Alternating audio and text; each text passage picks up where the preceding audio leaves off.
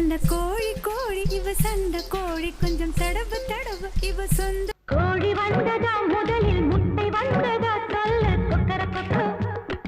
கோழி குக்கர கோழி கொண்ட சேவ கோழி காத்திருக்க ராத்திரி நீ கோழி கூவும் நேரம் ஆச்சு தள்ளி போ மாமா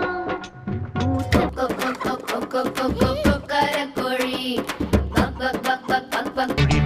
நேரத்துல கோலம் போட்டு பார்க்கலாமா? ரெண்டு பக்கற கோழி என்ன கொத்தி பேசுது,